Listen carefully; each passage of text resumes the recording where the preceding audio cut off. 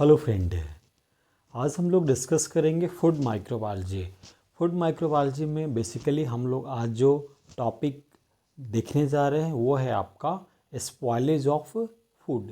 यानी कि जो आपका फूड मटेरियल है वो किस तरह से माइक्रो ऑर्गेनिज्म के कंटामिनेशन की वजह से स्पॉयल कर जाता है, इसके बारे में आज हम लोग डिस्कस करेंगे।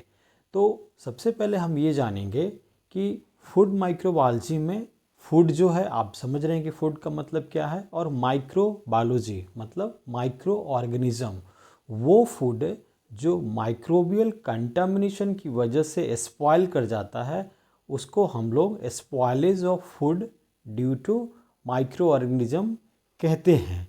तो जितने भी आपके फूड मटेरियल हैं, चाहे वो लिक्विड फूड हो, सॉलिड फूड हो, सेमी सॉलिड फूड हो, ये सारे फूड मटेरियल जो कंटामिनेट करते हैं उनमें ज़्यादातर आपका बैक्टीरिया है या फंजाई है। कुछ केसेस में प्रोटोजोअन्स भी हैं जो फूड को स्पॉयल करते हैं। ज़्यादातर केस में जो स्पॉयलेज ऑफ फूड है, यानी कि फूड का जो ख़राब होना है, वो है आपका माइक्रोब्स में बैक्टीरिया और फंजाई। दूसरे भी फैक्टर हैं जिसकी वजह से फूड स्पॉयलेज होता है, जैसे टेम्परेचर है या आपका पीएच है। लेकिन हम यहाँ पे डिस्कस करेंगे माइक्रो ऑर्गेनिज्म के कंटामिनेशन की वजह से फूड का स्पॉयलेज कैसे होता है। बहुत सारे ऐसे माइक्रोब्स भी हैं जिनके कंटामिनेशन होने की वजह से आपका जो फूड है उसका पीएच चेंज हो जाता है। तो पीएच चेंज होने की वजह से भी आपका जो फूड है वो भी स्पॉयल होता है। तो इसको हम वन बाय वन देखेंगे। तो सबसे पहले है आपका, अगर हम on the basis of spoilage of food देखें तो फूड को हम लोग 3 कैटेगरी में डिवाइड करते हैं। सबसे पहला है नॉन पेरिशेबल, यानी कि वैसे फूड जो स्टेबल रहते हैं बहुत ही लंबे समय तक, नॉन पेरिशेबल। ठीक है, तो इसमें आपका कौन सा फूड है?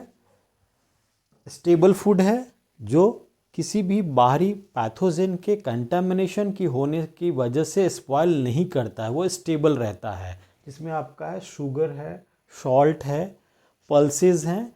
इनका क्या नेचर होता है इस टाइप के फूड का जो नॉन पेरिशेबल हैं? इनके ऊपर माइक्रोब्स का इफेक्ट नहीं होता है।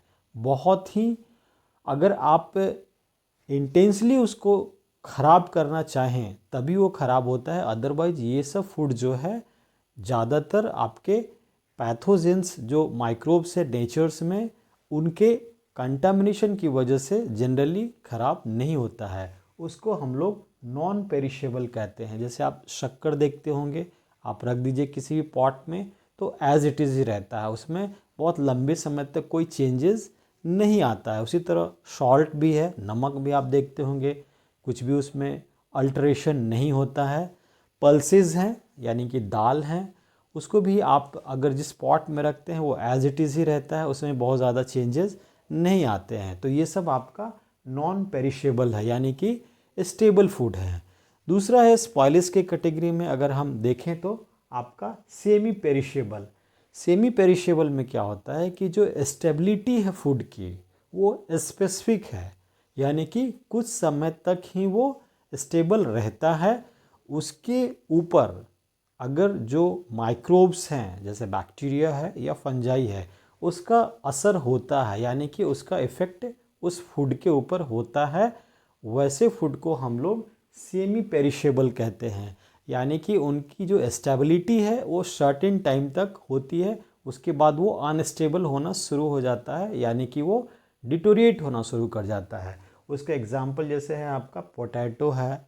आप देखे होंगे कि आप पोटैटो अगर कहीं पे रखा हुआ है थोड़े समय तक वो स्टेबल रहता है, उसमें आप 1-2 महीने तक अगर कुछ नहीं करें तो एज इट इज़ ही रहता है, ख़राब नहीं होता है। ओनियन है, एप्पल्स हैं, एप्पल्स को भी आप रख दीजिए, ऐसा नहीं है कि आज आपने रख दिया कल ख़राब हो जाएगा, ऐसा नहीं है, वो 1 वीक तक रहता है एज इट इज़। ओनियन है, वो भी बहुत लंबे समय तक रह जाता है, 1 महीने तक आप अगर उसको एज इट इज़ छोड़ दीजिए तो उसको अंदर कोई भी डैमेजेस नहीं होते हैं, यानी कि इन्फेक्शन उसके ऊपर तो हो रहा है, माइक्रोब्स का कंटामिनेशन हो रहा है, लेकिन बहुत इमीडिएट वो डैमेज नहीं होता है।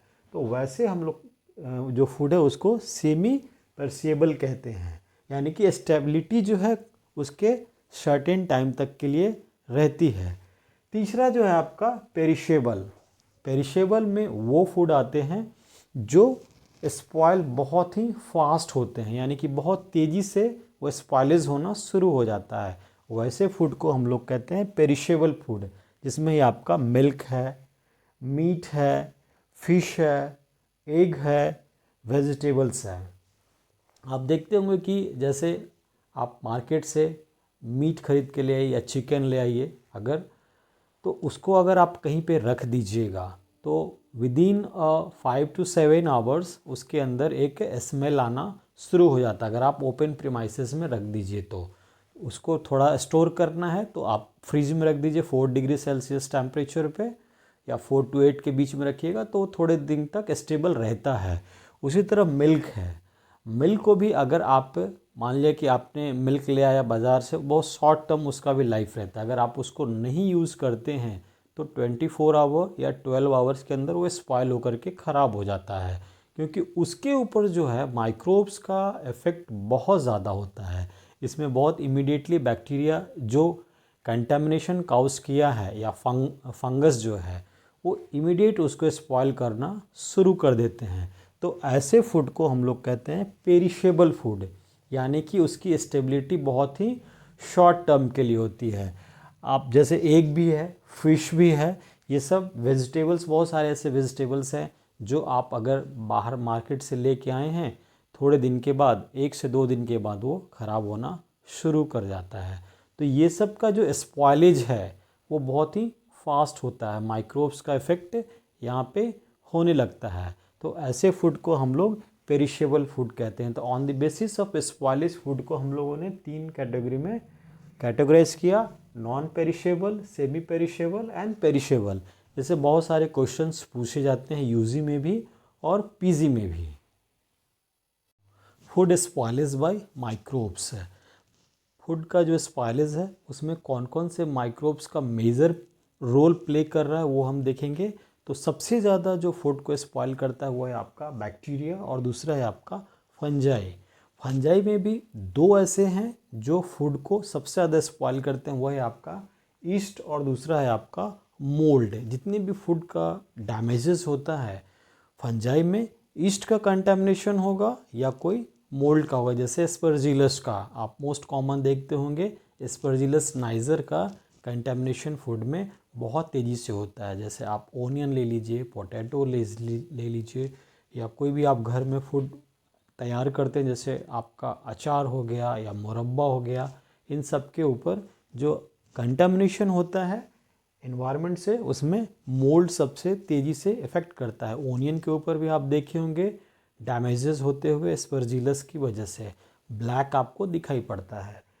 अब हम देखेंगे कि जो आपका फूड है उसमें सबसे ज़्यादा जो फास्ट ग्रो करता है, आप अगर यहाँ देख रहे हैं तो सबसे ज़्यादा ग्रो करता है bacteria, then yeast and then mould. Immediate air में तो सब कुछ अवेलेबल है आपके, इसीलिए क्यों कहा जाता है कि फूड जो भी आपका एडिबल फूड है उसको आप कवर करके रखिए, नहीं तो जो एक्सटर्नल इन्वायरमेंट्स में ये सब माइक्रोब्स है वो बहुत जल्दी उसके अंदर एंटर करते हैं और वो ग्रो करना शुरू करते हैं।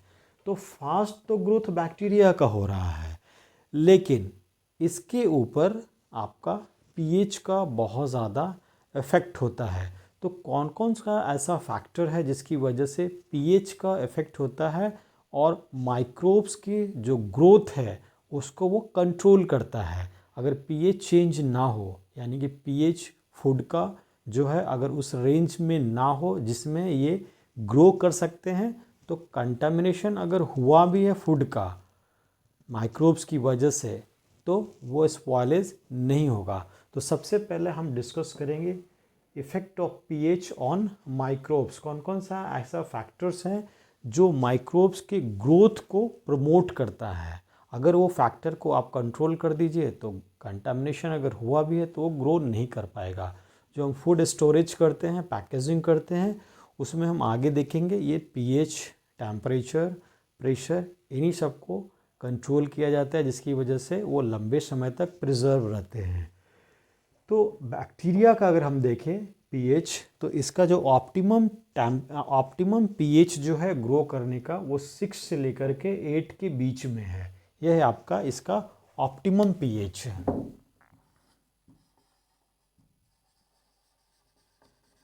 यानी कि बिटवीन 6 to 8 ही ये अच्छे से ग्रो करता है, और 6 से ज़्यादा, यानी कि आप देख रहे हैं कि यहाँ 6 से ज़्यादा मिनिमम जो इसका पीएच है, इससे नीचे जब जा रहा है तो ये जो बैक्टीरिया है ये ग्रो नहीं कर पाते हैं फूड के अंदर।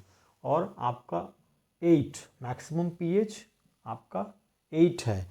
इससे आगे भी जब आप बढ़िएगा तो कोई भी बैक्टीरिया का ग्रो नहीं होगा इन जनरल। ऐसे तो बहुत सारे बैक्टीरिया हैं जो हाई पीएच पे भी ग्रो करते हैं, जिसको कि हम लोग प्रोटियोलाइटिक बैक्टीरिया कहते हैं। प्रोटियोलाइटिक बैक्टीरिया वो है जो हाई पीएच पे भी ग्रो करता है, और ज़्यादातर ये प्रोटीन फूड को डैमेज करता है, वैसे फूड जिसमें प्रोटीन है। लेकिन जो नॉर्मल रेंज है आपका 6 to 8, उसमें सबसे ज़्यादा बैक्टीरिया ग्रो करता है, फूड के स्पॉइलेज को इन्हेंस करता है। तो आपको अगर कंट्रोल करना है फूड के डिसइंटीग्रेशन को, तो आप पीएच को मेंटेन करेंगे। आप देख रहे हैं 6 से नीचे जाइएगा बैक्टीरिया ऑटोमेटिकली डिस्ट्रॉय हो जाएगा, या 8 से ऊपर जाइएगा तो यहाँ पे भी बैक्टीरिया डिस्ट्रॉय होता है। तो ये दो आपका कंडीशन है जिसकी वजह से आप बैक्टीरिया को ग्रोथ होने से रोक सकते हैं, पीएच। दूसरा है, अगर आप देखिए माइक्रोब्स में, तो वह है आपका ईस्ट। ईस्ट का जो ग्रो होता है उसका पीएच जो ऑप्टिमम पीएच है वो है आपका 2 से लेकर के 8.5 के बीच में। आप देख लीजिए, तो ये जो 2 से लेकर 8.5 है ये ऑप्टिमम हुआ। तो इस पीएच के बीच में अगर कोई फूड है तो वो स्पॉइलेज होना शुरू होगा। लेकिन अब आप यहाँ पे देखिए कि बैक्टीरिया और ईस्ट में आप डिफरेंसेस देख रहे हैं कि यहाँ पे लो पीएच 2 हो रहा है, यहाँ पे 6 हो रहा था, यानी कि 2 पीएच और 6 पीएच। तो आप कितना का डिफरेंसेस देख रहे हैं, यानी कि फूड का ज़्यादातर कंटामिनेशन अगर बैक्टीरिया और ईस्ट में करेंगे तो ईस्ट से होगा। ठीक है। हाई पीएच में भी देखिए 8.5 है, बैक्टीरिया में 8 था। तो अगर आपसे क्वेश्चन पूछा जाए कि बैक्टीरिया और ईस्ट में ज़्यादा स्पॉइल कौन करेगा किसी भी फूड को पीएच के, अगर आप कंपेयर में देखें तो आपको ईस्ट का ऑप्शन सेलेक्ट करना पड़ेगा। नेक्स्ट आप देखिए मोल्ड में, ठीक है, जो हायर फंजाई है, मल्टीसेलुलर फंजाई है। ईस्ट क्या है, यूनिसेलुलर है, ये मल्टीसेलुलर है मोल्ड। तो मोल्ड का आप पीएच देखिए 1.5 है लो पीएच, इससे भी ये ज़्यादा है, यानी कि और अधिक जो फूड के स्पॉइलेज को बढ़ाने में अगर रोल प्ले करेगा वो है आपका मोल्ड है, क्योंकि बहुत ज़्यादा एसिडिक कंडीशन में भी ये ग्रो कर जाता है। यही कारण है कि जो आप घर में अचार लगाते हैं या आप मार्केट का भी आप अचार देखेंगे तो सबसे पहले उसमें जो कंटामिनेशन होता है और वो कंटामिनेशन होके उसको डैमेज जो करता है वो आपका मोल्ड ही है। एस्परजिलस वहाँ पे जा कर के ग्रो कर जाता है। आपका जो अचार होता है, चाहे वो किसी भी चीज़ का अचार हो, आम का हो या आप नींबू का बनाए हो, उसमें आप बहुत एक्सेस सॉल्ट दे करके हम एसिडिक कंडीशन में रखते हैं, लेकिन वो पिकल्स में आपका मोल्ड ग्रो कर रहा है क्योंकि वहाँ पे लो पीएच में भी ये सर्वाइव कर जा रहा है। यही कारण है कि आप मोल्ड से नहीं बचा पाते हैं। ठीक है। हाई पीएच देखिए 9 तक जा रहा है, यानी कि मोल्ड जो है हाईली अल्कलाइन कंडीशन में भी आपके फूड को ये डैमेज कर रहा है। तो आपको फूड को सबसे ज़्यादा किससे नुकसान है, तो है आपका मोल्ड है। ऑप्शन अगर आपका बैक्टीरिया, ईस्ट और मोल्ड रहेगा, सबसे ज़्यादा फूड को अगर डैमेज करता है, सबसे ज़्यादा फूड के लिए दुश्मन है, तो आपका मोल्ड है। ठीक है, ये क्वेश्चंस पूछे भी जाते हैं। तो जितना भी आपका फूड है उसमें सबसे अधिक ये आपका मोल्ड के कंटामिनेशन की वजह से ही फूड डैमेज होता है। तो सबसे पहला आप फैक्टर देख लिए पीएच की वजह से किस तरह से आपका फूड मटेरियल जो है वो डैमेज हो रहा है। नेक्स्ट चैप्टर में हम लोग देखेंगे दूसरा कौन सा कंट्रोलिंग फैक्टर है जो आपके बैक्टीरिया के ग्रोथ को कंट्रोल करता है। ये हम आपके नेक्स्ट लेक्चर में डिस्कस करेंगे। इस वीडियो को अगर अच्छा लगता हो तो आप लाइक कीजिएगा। लाइक करने से क्या होता है कि यूट्यूब के एल्गोरिथम जो है उसमें वो अपग्रेड होता है और बहुत ज़्यादा विजिबिलिटी बढ़ सकती है, यानी कि लोगों को ये लेक्चर सुनने को मिल सकता है।